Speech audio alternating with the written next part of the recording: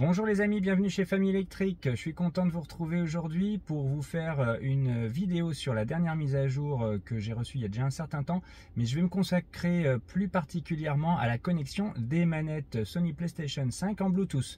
Donc c'est parti, je vous montre tout ça. Alors on va regarder cette mise à jour qui est fort intéressante. Donc on y va. Alors maintenant, les notes de mise à jour, vous y accédez à partir du manuel utilisateur. Et vous allez toutes les retrouver ici. Donc la dernière que j'ai reçue, moi, c'est la 2023-26-7 qui apporte des corrections de bugs essentiellement. Mais la précédente, la 2023-26, amenait vraiment un lot important de nouveautés plutôt bien foutues. D'abord, des améliorations sur Spotify. Là, on est sur du cosmétique, mais je trouve que l'application, moi, est plus intéressant, enfin plus simple à manipuler, et je m'y retrouve mieux qu'auparavant. Donc voilà, il y a du pour, il y a du contre, je sais, mais en tout cas moi je m'y suis bien fait et je la trouve meilleure. C'est bien pratique d'avoir maintenant accès aux horaires de fermeture de votre destination quand vous l'avez renseigné dans le navigateur, et donc le navigateur vous indiquera que votre destination sera fermée peut-être au moment où vous arrivez. On regardera ça juste après. Un petit jeu bien sympa que j'ai testé pendant plusieurs recharges, Vampire Survivors, vraiment un jeu old school qui est très sympathique. J'essaierai d'y jouer tout à l'heure avec la manette Bluetooth, puisque c'est effectivement une nouveauté apportée par cette mise à jour. Vous pouvez maintenant connecter en Bluetooth des manettes de jeu, et c'est spécialement optimisé pour les manettes de PS5. Donc on a une PS5 à la maison, je vais le faire juste après. Un truc là vraiment formidable, c'est la visualisation donc des 4 caméras en même temps sur votre application de téléphone Android ou Apple. Donc ça permet de voir les 4 caméras en même temps sur le même écran de votre téléphone, et je vous montrerai ça en incrustation dans cette vidéo. Quelque chose de pratique également, donc l'affichage des couleurs plus chaudes. Alors quand je dis pratique, non, c'est plutôt un confort en fait pour vos yeux. Sur les longs trajets, ça peut jouer, et du coup avoir une fatigue oculaire moins importante grâce au fait que la lumière maintenant s'ajuste automatiquement vers des couleurs plus chaudes, un peu plus pastel presque, je dirais, et un certain nombre d'autres améliorations, donc avec notamment dans le navigateur les récents et les favoris qui sont maintenant répartis sur 2 onglets. Les curseurs de réglage de volume sont plus précis. Vous voyez, vous pouvez les faire bouger de façon très douce, ce qui n'était pas forcément le cas auparavant. Voilà, vous voyez, donc c'est vraiment très doux. Autre modification, amélioration, le mode sentinelle déclenche désormais un enregistrement lors de toute tentative d'ouverture de porte ou de coffre lorsque le véhicule est verrouillé. C'était pas le cas auparavant, bizarrement, mais maintenant, donc quelqu'un s'approche de la voiture, le mode sentinelle bien entendu se met en marche. Quelqu'un arrive à la voiture et actionne votre coffre, ou l'ouverture de votre coffre, ou l'ouverture de vos portières, et bien le mode sentinelle se met en route. C'est bien pratique. Maintenant, donc il y a un accès plus rapide au manuel du propriétaire et notes de mise à jour. Donc ça, je vous l'ai déjà montré au début de la vidéo. La navigation automatique affiche maintenant plus de détails sur le lieu de destination, ainsi que un clavier qui est disponible en français pour la Suisse. Je ne savais pas que c'était pas le cas auparavant. Amis suisses qui me regardaient, n'hésitez pas à commenter. Allez, une nouveauté avec le GPS.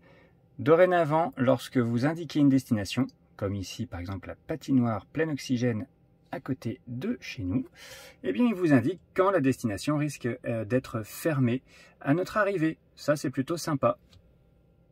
Voilà, j'espère que vous avez reçu cette mise à jour, ou vous allez la recevoir, parce qu'elle est vraiment terrible. Je la trouve plutôt cool. Bien, on va essayer d'appairer notre manette PS5 avec la Tesla. Donc première chose à faire, vous allez dans le menu contrôle, vous ouvrez le menu Bluetooth et donc dans les paramètres Bluetooth, vous lancez la recherche. À partir de là, donc il y a une petite manip à faire sur la manette de PS5. Il faut que vous appuyez en même temps sur les deux boutons que je vous montre. Et voilà, c'est donc affiché maintenant sur le clavier. Donc vous pouvez appairer. Voilà, ça y est, c'est fait. Donc on va tester ça tout de suite. Allez, c'est parti, on va tester Vampire Survivors.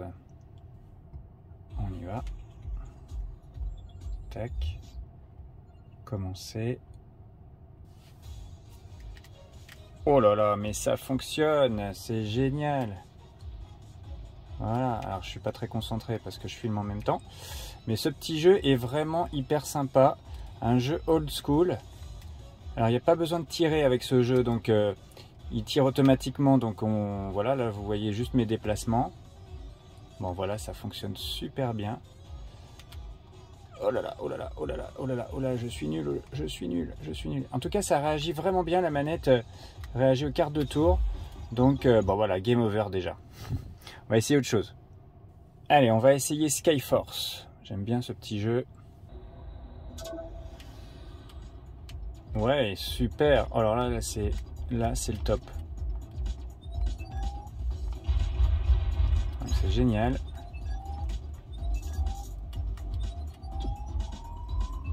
Ah, je l'ai pas eu. Alors franchement, donc je vous montre un petit peu mieux la manette. Voilà, ça fonctionne super bien. Vous voyez, c'est hyper réactif. Bon là voilà, en jouant et regardant le téléphone en même temps, c'est pas simple.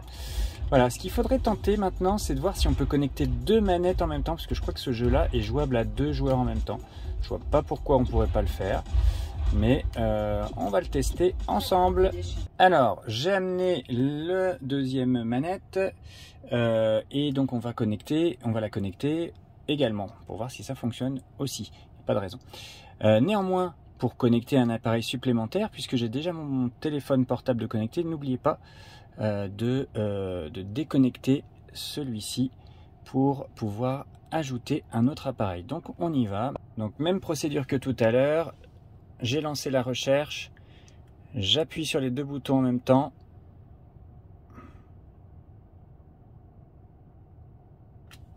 Et vous avez vu, ça s'est affiché. Donc elle est connectée. Enfin, elle va être connectée quand je l'aurai bien entendu ajouté. Voilà. C'est fait. Donc les deux manettes sont connectées. Et ben ouais, ça marche bien évidemment. Voilà. Donc là, avec la manette blanche, pardon, je contrôle voilà le vaisseau bleu. Et avec l'autre manette, la manette rouge, je contrôle le vaisseau rouge. Voilà, bon bah ça marche super. Voilà les amis, bon bah écoutez, j'espère que cette vidéo vous aura convaincu sur la nouvelle mise à jour de la Tesla, de nos Tesla. Dites-moi en commentaire si vous avez réussi à appairer vos manettes en Bluetooth et ce que vous en pensez. Voilà, que pensez-vous de cette dernière mise à jour? Moi je la trouve vraiment très pratique avec pas mal de petites nouveautés vraiment utiles. Avant de vous laisser, eh bien, je vous indique que vous pouvez bénéficier de tous les avantages réservés au parrainage Tesla en utilisant mon lien de parrainage donc, qui est en description de cette vidéo. Ça me ferait beaucoup plaisir de vous accompagner dans votre acquisition d'une Tesla. Et puis également vous rappeler que il y avait actuellement dans le cadre de mon partenariat avec Tesla Pimp toujours 15% de remise supplémentaire sur leur site, donc un site d'accessoires pour toutes les Tesla, et donc avec le code promo famille électrique 15 que vous retrouvez aussi en commentaire, enfin en description de cette vidéo.